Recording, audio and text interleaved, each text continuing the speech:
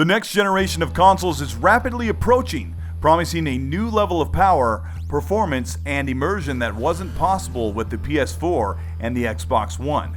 The custom tech being built into the PS5 and the Xbox Anaconda are going to take the very best of what we know of console gaming and bring an experience previously only seen on desktop PCs twice the cost. With only a cursory spec listing and a roadmap of hardware going into the new consoles, we can piece together the rest of the story of how next generation will heighten our senses and change the stigma of what console gaming can do.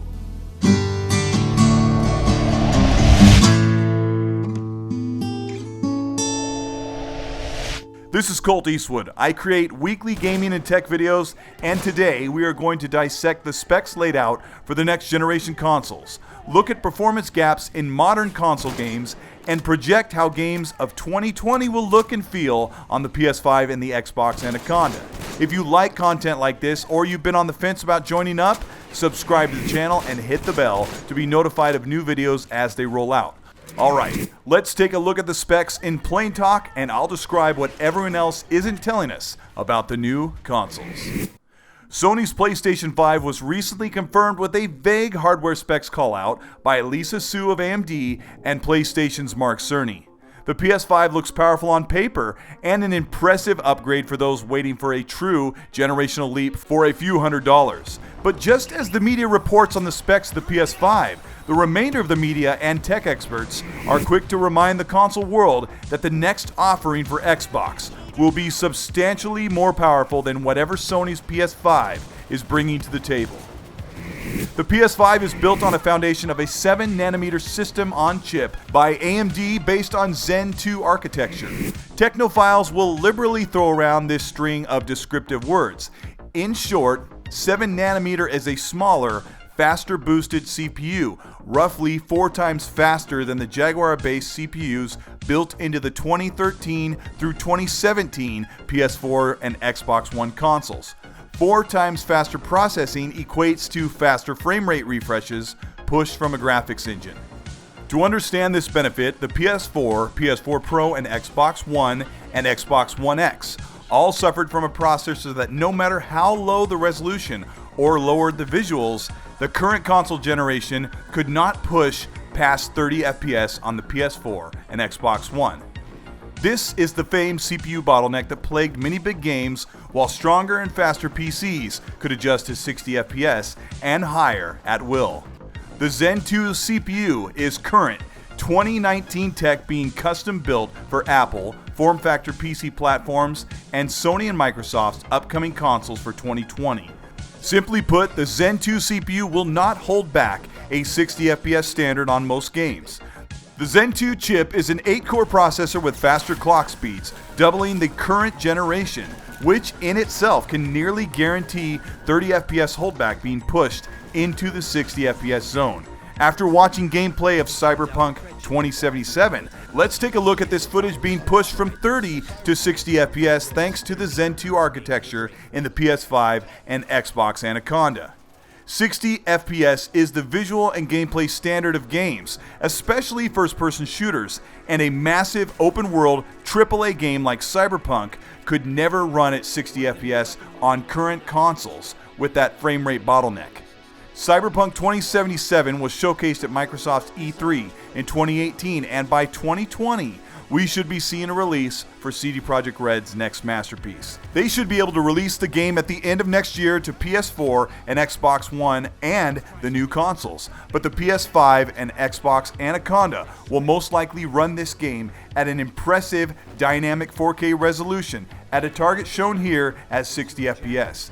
And cutting back to 30 FPS gameplay, you can see just how much increasing the frame rate adds to the feel and the experience of a big game like this. The PS5 GPU or graphics engine will be the most notable gap between Sony and Microsoft's next console. The PS5 is confirmed to be powered graphically by a Navi AMD graphics chip. This is an equivalent to a GTX 1080 or an RTX 2070 with 8GB of GDDR6 video RAM. What does all this mean? The graphics power of the PS5 will be nearly double that of the PS4 Pro. with more room to hold and allow higher quality textures. Even more simply put, the PS4 Pro normally runs their biggest games at around half of 4K, meaning that the PS5 should run the upcoming Death Stranding at a full native 4K, while the Pro version uses a dynamic scaling to fit 4K TVs. The Navi GPU has more memory bandwidth, as well as a new generation video memory to render game graphics into each frame. And since the Zen 2 chip is almost 4 times faster than the Pro's chip, the frame rate in Death Stranding should target 60 FPS on the PS5. This is what Death Stranding's gameplay will look like at a high frame rate on the next generation PlayStation. Games won't simply be upscaled. High-resolution textures that make the environment look crisp and vibrant will bring the world to life in the highest quality. Hideo Kojima may have added an extra few months to production of Death Stranding with the PS5 release in mind, to offer the best representation of his work over the years. In this case, it may be worth it to hold out on playing Death Stranding until the PS5 is available. The Xbox Anaconda is rumored to house the upper family of the Navi GPUs with 20% more compute power than the PS5. From roughly 10 teraflops in the PS5 to just over 12 with the Xbox Anaconda. To put that in perspective, the PS4 Pro to Xbox One X power delta was 4.2 to 6 teraflops, which was a 42% increase over the PS4 Pro. And it routinely translated to double the resolution in-game. But the PS5 has the horsepower to push the biggest games to full or dynamic scaled 4K at 60 FPS. Again, in this spirit of an uncompromised 4K, the next Xbox will have the power to push high-quality 4K frame buffers in a game like Halo Infinite at 60 FPS and higher, allowing 120 FPS with increased memory bandwidth. Halo 5 on the Xbox One X right now runs at a dynamic 4K 60, but it is a linear game with smaller playable areas. Halo Infinite is reportedly a more open world experience, and something we'll see quite often next generation is massive open world games running at high resolution and frame rates on Xbox Anaconda and the PS5. Yes, the next generation consoles may run some games at 120 FPS for capable TVs thanks to HDMI 2.1 output, lacking in the PS4 Pro console. Games will look and feel better across the board next generation. We have no idea at this point what games will launch on the PS5 or the Xbox Anaconda. We'll know at E3 for Xbox, but Sony's first-party games are being pushed out close to the PS5 date. The PS5 is strongly pointed to a fall 2020 release window as AMD completes production of their Zen 2 chips for mobile, PC, and consoles. Naughty Dog's The Last of Us 2 just recently completed final motion capture shooting, and post-production is in full swing. Potential PS5 buyers have to ask themselves if they should wait to play a big game like Death Stranding and The Last of Us 2 on a PS4 just a month before the PS5 hits store shelves.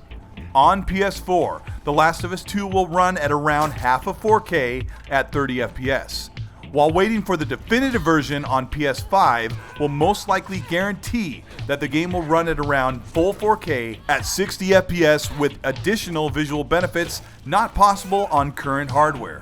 Sony is banking on making cross-generational releases of Ghost of Tsushima, Death Stranding, and The Last of Us 2 without reselling the game across generations. Microsoft has pretty much confirmed that the Xbox One platform will be supported into the new generation as well, and we know that both Sony and Microsoft plan to allow backward compatibility with Xbox One and PS4 games on the new consoles. Microsoft is committed to strong, leading-edge console hardware for the Xbox brand. They are rumored to release an affordable Xbox model along with the most powerful Xbox Anaconda, both releasing at the end of 2020. Just as the Xbox One X offered more memory bandwidth, processing, and graphical power over any other console, the Anaconda is reported by multiple insiders that the next Xbox will rival the PS5 in power. Do you think there's anything here that's going to be worrying Microsoft? No. No. Not really. I honestly feel like Microsoft is pretty hungry again. Like I don't know. We'll see what happens, but I suspect that it'll be an interesting battle. But I don't think I don't think there's anything to worry about yet, other than maybe the Switch Pro. Fans of the PlayStation have a reason to scoff at a power disadvantage when games should be at the forefront of the consoles, and PlayStation has held that crown most of the PS4 generation. But Microsoft nearly quadrupled their first-party effort and funding for games, giving 343 a long-term, unheard-of $500 million budget for their Halo franchise for the duration of the coming generation. Microsoft has expanded their Microsoft Studio family to 13, with a couple more rumored for this year, and rebranded it all to Xbox Game Studios.